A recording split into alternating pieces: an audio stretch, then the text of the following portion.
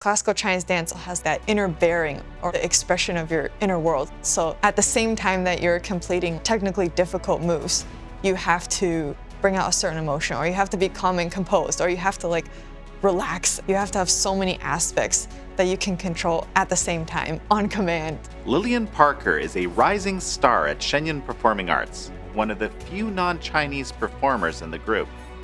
She has toured with the company multiple times over the last 7 years as part of a special practicum training program for promising young dancers at Feitian Academy of the Arts and Feitian College.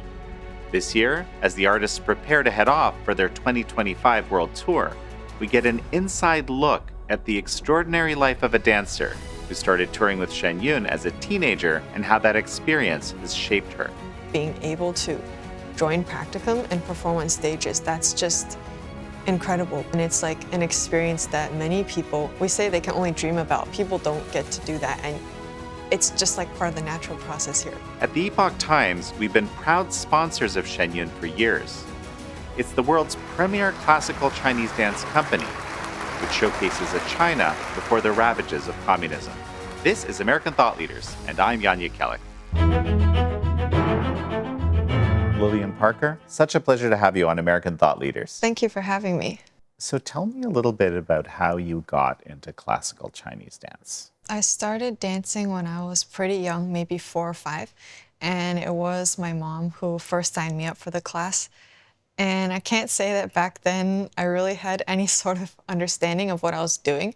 I was pretty clueless, but I enjoyed it and I just went along with it. And when I was 6, I started taking gymnastics, and after about half a year, I told my mom that I wanted to go back to classical Chinese dance. There was just something about it that I liked doing it, so I went back to classical Chinese dance, and I just kept doing it until today. And what about, Feitian Academy?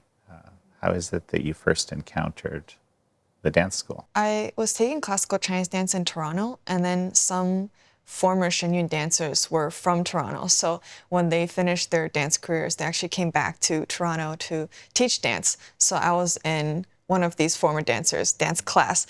They kind of mentioned to my mom that she has pretty good physique and maybe she could try out for Feitian. So eventually I ended up sending in an application, and then, I got accepted.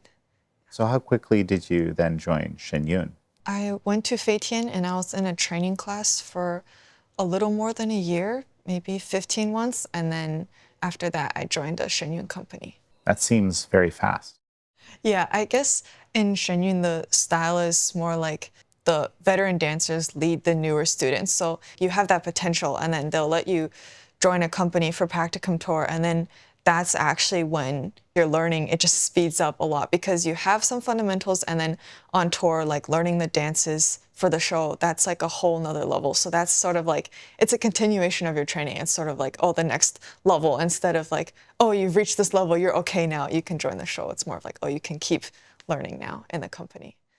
What was it like for you when they told you that you've, made the cut for the company? I was pretty surprised. I remember when they were announcing the names and I was sitting with all my training classmates, and then I was just thinking I don't think I'm gonna be selected. I was pretty sure. I was okay, I'll be another year in the training class.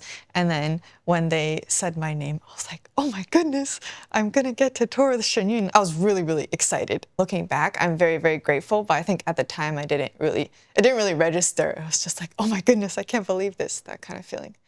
For those that might not be familiar with classical Chinese dance, maybe you could give me some comparisons or something just to get a sense of what it really takes to do it. I think to do classical Chinese dance, it requires you to be really versatile because it combines a lot of different aspects. I mean, I haven't done many other dance forms really at all, but just looking at gymnastics or certain sports that also have demanding techniques, that takes a lot of effort. And then say other artists like painters or ballet dancers, those things also take that expressiveness. It takes, it's something that's very subtle or something you can't necessarily touch or feel, but that can make a huge difference with whether or not you can connect to the audience. And then classical Chinese dance needs all of those. So I realized that you can't just be one kind of person. Before I used to sort of be like, okay, I'm just gonna go, go, go. You know, like if I can't do it, I just practice it and I practice it until I can do it. But then I realized sometimes the way to achieve something is not through pushing forward, but through stepping back. Like people have told me like, oh, when you practice your jumps, you need to relax. You're using so much force that you're pushing yourself down. Like things like that, it sounds simple, but it's so much harder when your body is in like a very tense state or like it's in pain. And it's actually easier to just grit your teeth and like charge through. But then it's an art form, so you can't charge through because classical Chinese dance also has like that inner bearing or like the expression of your inner world. So at the same time that you're completing technically difficult moves, you have to bring out a certain emotion, or you have to be calm and composed, or you have to like relax. And sometimes relaxing can be the hardest thing ever. So I think learning classical Chinese dance is like you have to have so many aspects that you can control at the same time, like on command, you know, and that's actually really difficult. Did you expect the training to be tough? Or I guess how does the reality compare to your expectations? I did expect the training to be tough. I didn't know exactly what it would be like or how tough it would be.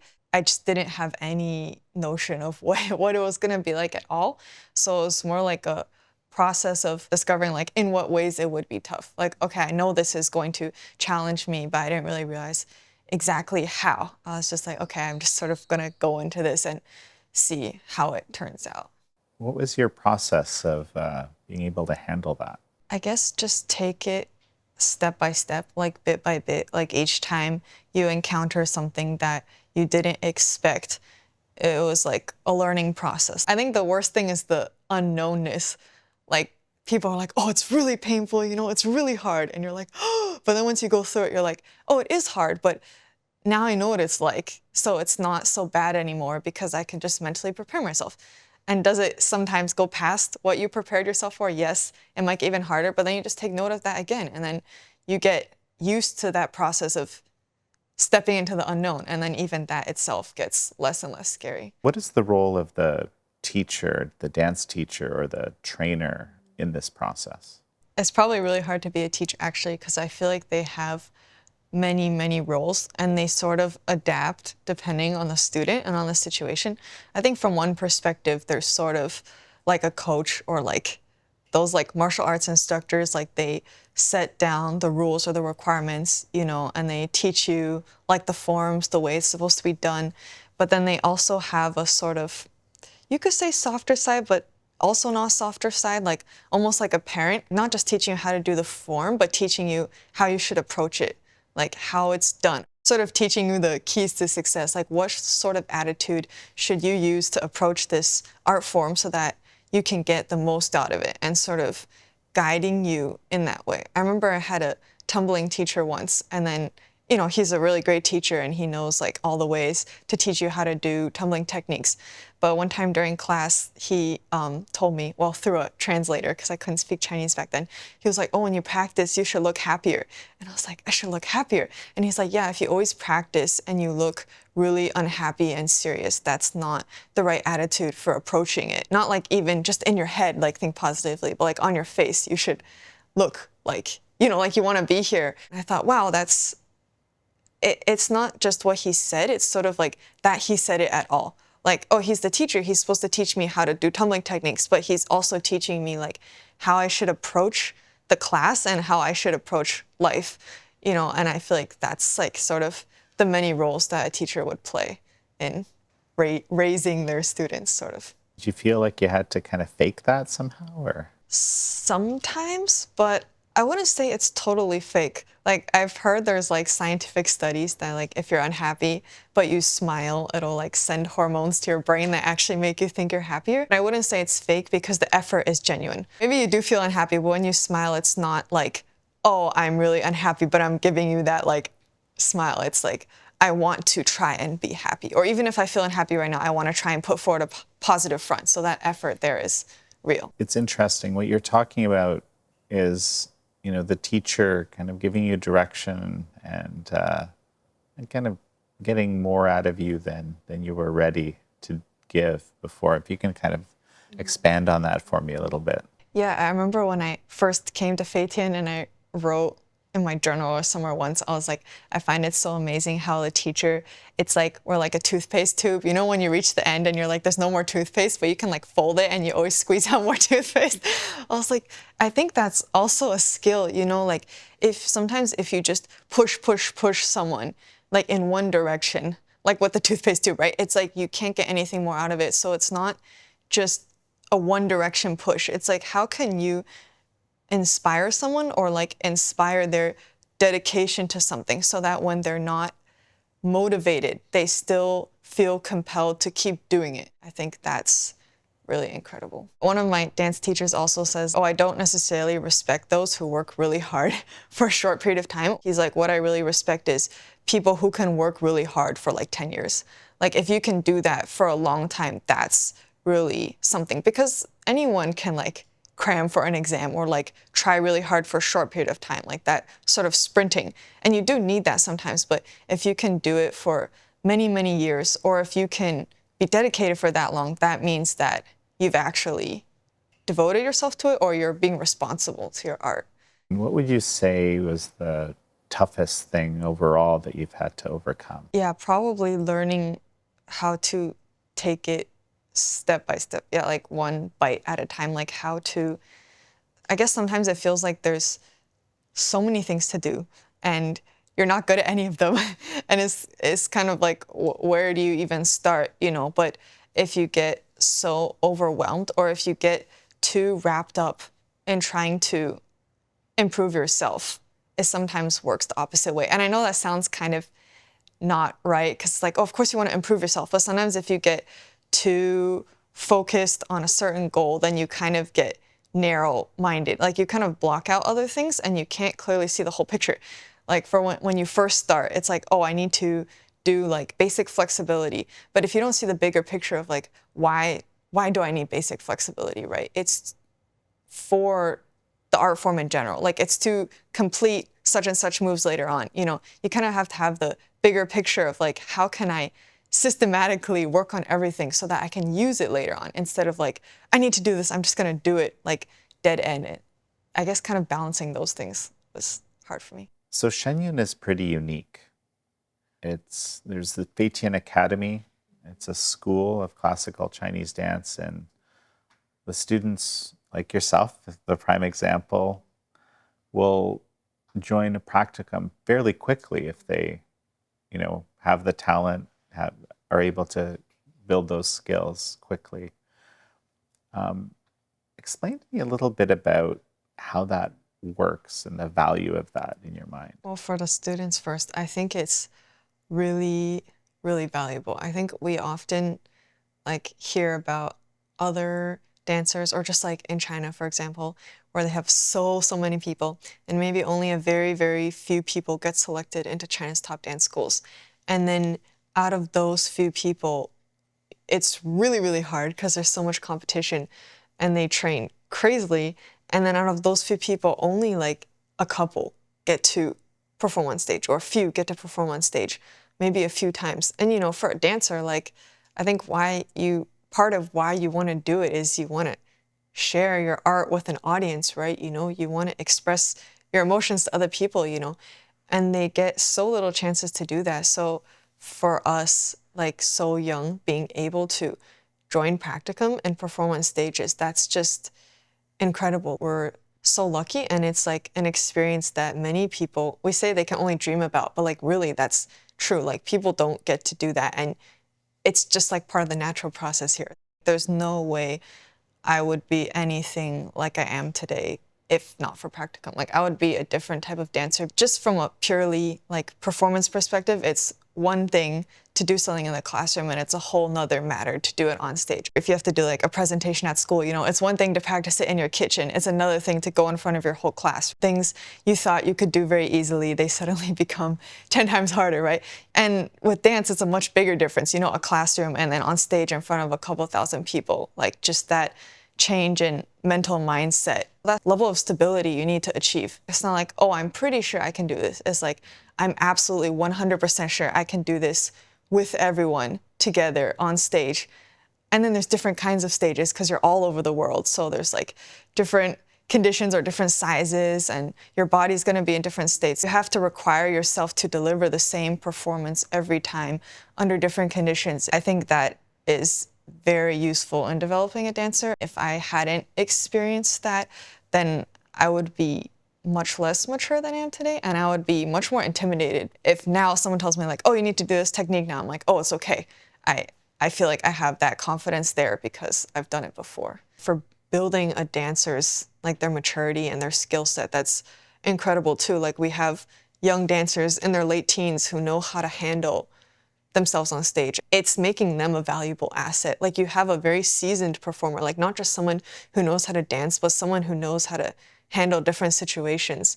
That's something that you can't train in a classroom. It's only something you can train through real life experience on stage.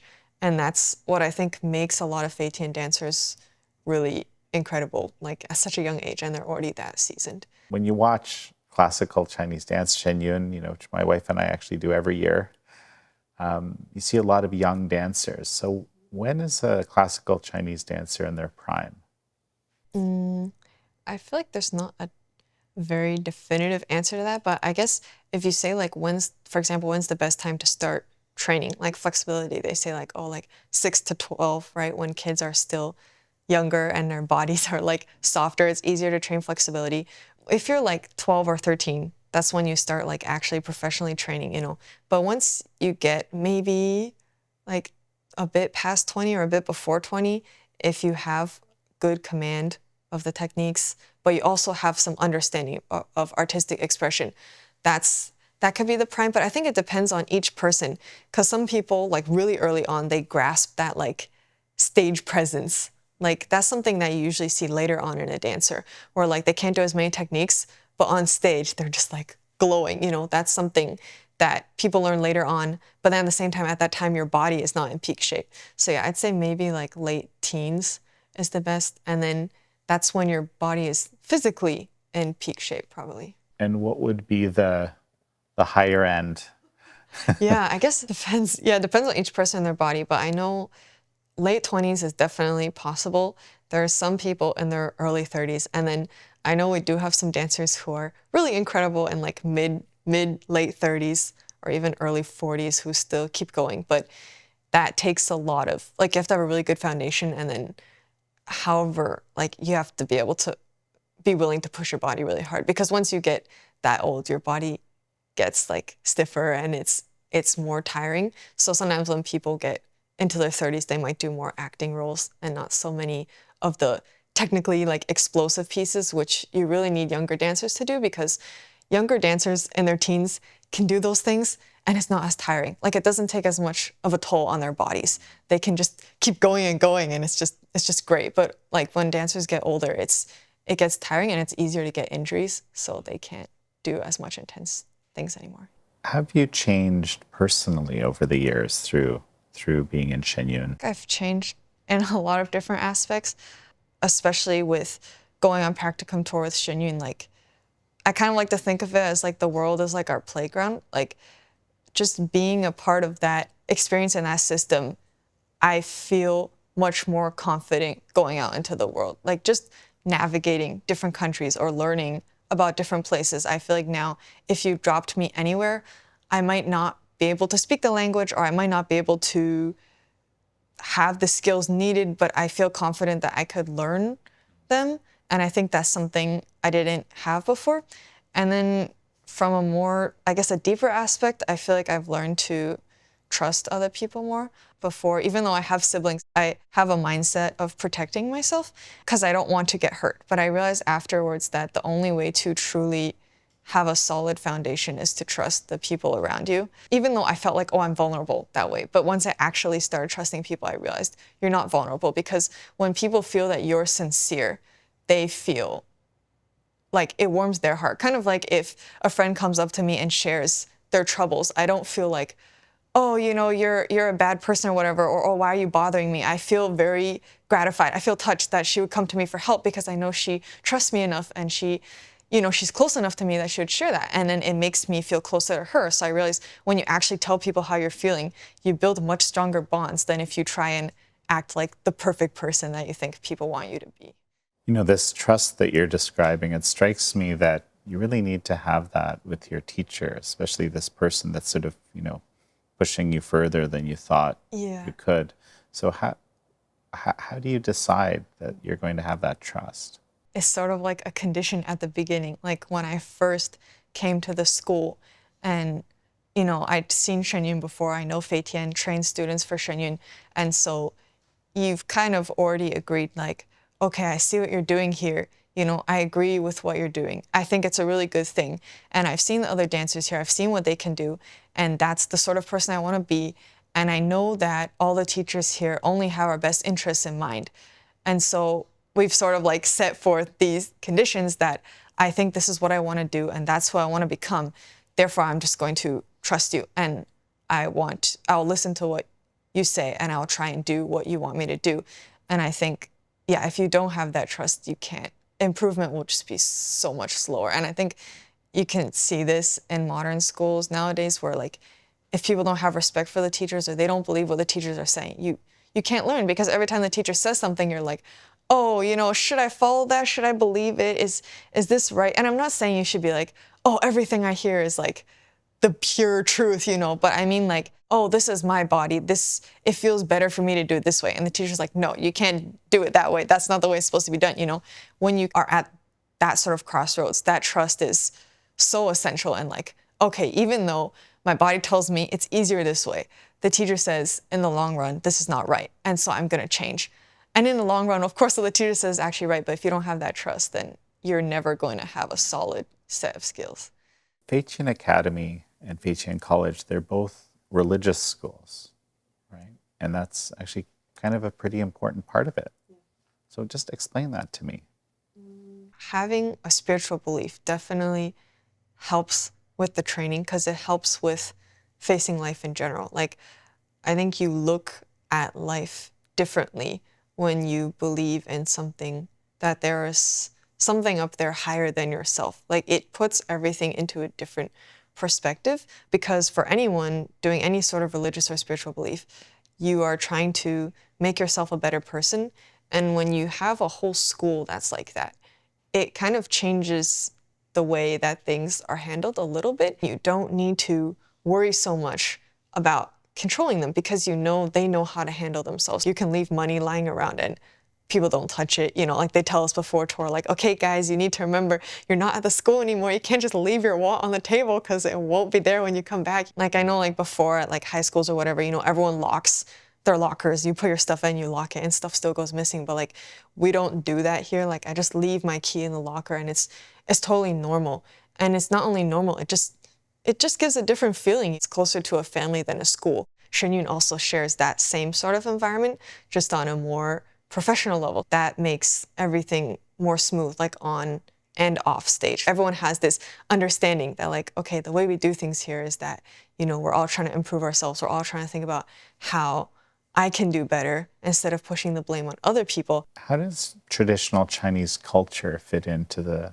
faith and education aspects of Feiqian and Shenyun? In ancient Chinese culture, it's sort of like a pyramid or like a staircase. It builds up, like first you try and be a good person, and then there are those like, Taoists and stuff who enlighten to higher principles, and then at the end there's like that spiritual belief, right? Learning about Chinese culture can actually help you better understand, okay, how to be a good person, and then how to be a better person, and how to be a spiritual person. Like it's sort of one fits into the other. And then the Chinese culture of like, they emphasize restraint a lot, like how, just because you can do something doesn't mean you should, and that's sort of like, respect for elders, respect for teachers, and then respect for the people around you, and this is like a universal value too, but I feel like that sort of ties into like religious belief or spiritual belief, because if you can restrain your bad habit, then you can also restrain your bad behaviors, and then you're becoming a better person, but you're also, sort of getting closer to the divine in a way that you're trying to perfect yourself as a person. Would you say that your freedom is restricted in this model? No, I don't think so. I remember once a classmate shared like a sort of photo with me, and then it was a picture of a pair of scissors, and it was tied up, and it said like, sometimes restraint is a type of protection. And I think it's also a type of freedom because, for example, if you have a kid and you tell them like, you know, like when we go out, my parents used to say like, oh, you have to be on your best behavior, right? But in a way you say like, oh, like that's a restriction, you know, I can't do whatever I want, you know, I can't be loud and noisy and run and jump on everything, you know. But at the same time, it's a type of freedom because if my parents know that we'll behave ourselves, then they will take us to more places. And I want to go to more places, you know, like I want to go do fun stuff. So I know that, oh, if I can restrain myself, then I'll actually get more. And you want to get more, so you restrain yourself. If you look at it at the beginning, it's like, oh, maybe it's like controlling. But then if you actually look at the bigger picture, that is a very small sacrifice compared to what you're going to get later, which is something better. So I think it doesn't feel like it's restricting. You're talking about something, I think, called delayed gratification in the psychological literature. And actually, it's very interesting because that's correlated highly with actually success in life as one of these factors. So maybe, do you feel like that's something that was a big part of your education, or how important was that in your education? Oftentimes, things you gain right away, well, for one, you're not going to appreciate them as much. You're not going to value them as much because it was easy to get. So it doesn't seem as valuable. It doesn't seem as precious. If you had to work for something, or even not work for it, even if you just had to wait for it, you know, it feels that much better to get it. And then once you actually build that mindset, I think it's a much more mature mindset. Like it's, you know how to handle things instead of being like, I must have it now. You know, that's like modern society. Like, I need it now. I need it right now. You know, my attention span is like 8 seconds. If I don't get it, I'm moving on to the next thing, you know. But then if you're always like that, then you can't appreciate things with more meaning or things that are deeper because you need something like now, you know. You know, you've committed quite a few years to this now. Do you feel like you've maybe missed out on anything?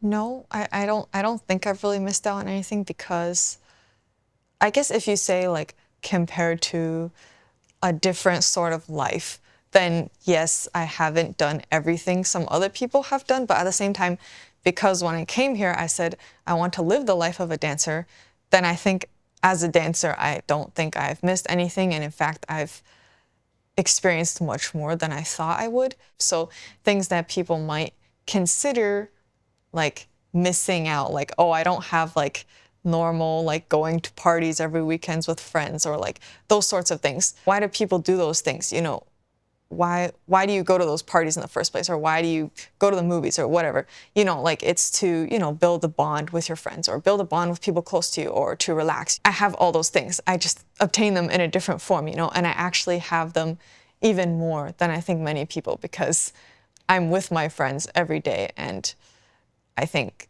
having them around me has also taught me to appreciate my friends and my family more. Even though I'm not always by their side, I've sort of become a more mature person and I appreciate all my relationships more. So you never go to the movies? No, we do. Not the way maybe normal high schoolers or college students will, but on campus they actually play movies quite often. So I definitely didn't miss out on that actually, yeah. You're right now in your second year of college. You're dancing with Shenyun. You've actually won a competition in dance, which congratulations. If you were to give a pep talk to your, you know, past self, your younger self, what would you tell her? Slow and steady wins the race. That sounds pretty cliche, but really like don't be overwhelmed by everything and don't feel like you need to do everything all at once. It is so much better to just take everything bit by bit, work hard at it, but do it solidly. Like do each thing solidly and don't feel so rushed to achieve the result. Like do every little bit solidly because each of those little bits is going to build up into a foundation. And that foundation is something that you will always be able to rely on later. Whereas if you just sort of like build it like a house of cards as fast as you can and as high as you can, it just collapses like that. And that's not something you want. What are your plans for the future? From a dance perspective, besides like continuing to try and work on my physical technique, I want to keep maturing the way I express my art, how to connect with the audience better, or like as my understanding of Chinese culture deepens and as my understanding of the art form deepens, I want to try and like find out more how I can sort of transmit Chinese culture through my dance, transmitting that essence and just kind of keep growing and then like become a more mature artist, I guess. You were talking to some new students that are perhaps thinking of applying to Fei Tian. What would you tell them? Before you apply to Fei Tian or before you join Fei Tian, you have to make sure you really want to do it. Like make sure it's something you want to do, because it is hard, but it's only as hard as you make it out to be. It's very worthwhile. It's like, you know, people who go like climb Mount Everest or something. Like, is it hard? Yeah, I'm sure it's really, really hard. But for them, like it's so worth it when they get to the top, or even if they don't get to the top, just like that experience for them is so rewarding. So I think if you take that as something, if it's very valuable to you, then it's not going to be as hard. So if you're sure you want to do it, then do it. But if you're not sure, then you're just going to make it harder for yourself. And it's just going to be painful because your heart's not there. If you were just to very briefly tell, you know, the audience, us, what to expect in this upcoming Shenyun tour, what would you say? I'd say that it is a very exhilarating and uplifting experience. It's a very rich experience, and it is just the full package, you know, if you want to experience and understand Chinese culture without leaving where you live, without learning Chinese, without flying to China, you know, have that sort of immersive experience, then that's something you can expect from Shenyun, and I think it's something you will not regret. Well, Lillian Parker, it's such a pleasure to have had you on again. Thank you. Thank you all for joining Lillian Parker and me on this episode of American Thought Leaders. I'm your host, Yanya Kellick.